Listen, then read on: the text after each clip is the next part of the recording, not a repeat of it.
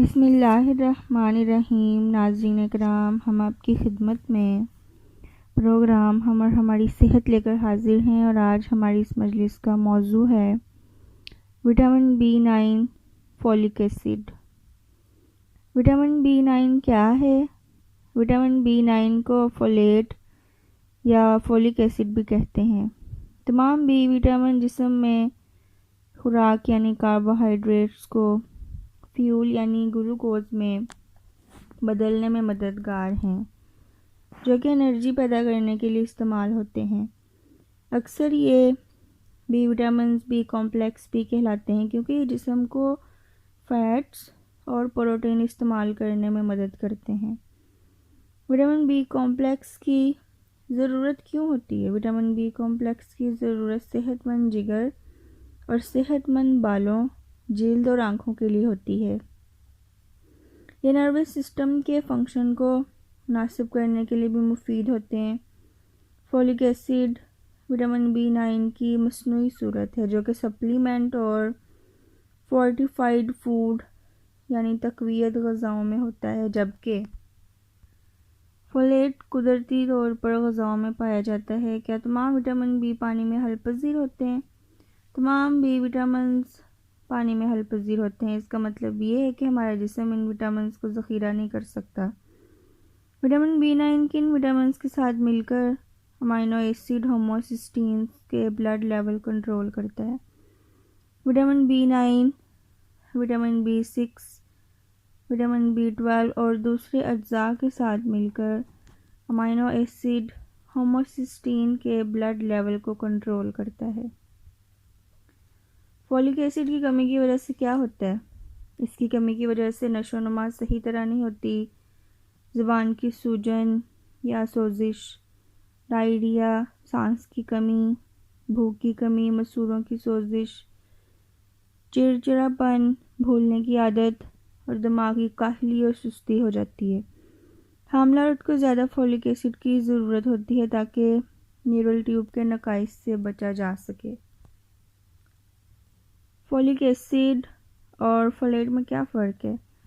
Folk acid اور فولیٹ vitamin B9 کی مختلف حالتیں۔ فولیٹ وٹامن B9 کی قدرتی طور پر واقع ہونے والی صورت ہے۔ یہ لاطینی زبان کے لفظ فولیوم سے نکلا ہے، جس کا مطلب لیف یعنی پتا ہے۔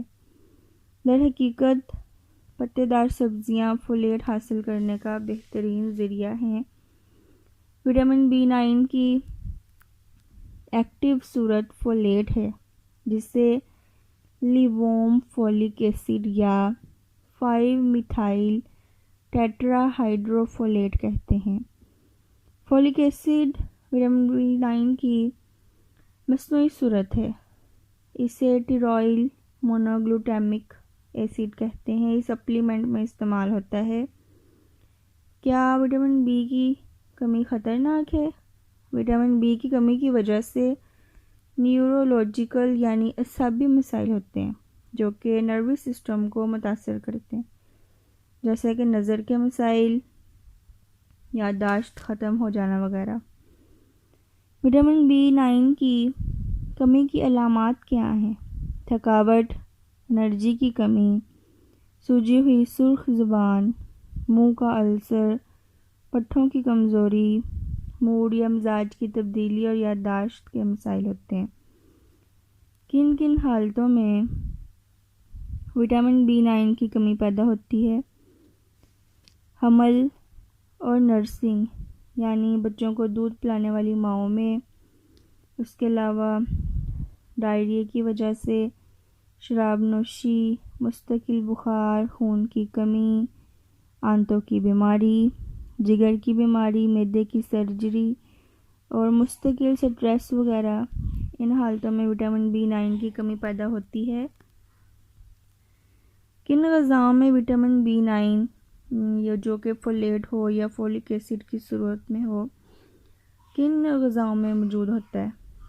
دالوں میں اسپریگس، یہ رسیلی کونپل والا ایک پودا ہے، انڈے، پتے والی سبزیاں جیسا کہ پالک وغیرہ، شلجم، سٹرس فروٹس مثلا مالٹے، چکوترا، لیموں، اس کے علاوہ پپیتا، کیلا اور مگر ناشپاتی وغیرہ میں پایا جاتا ہے۔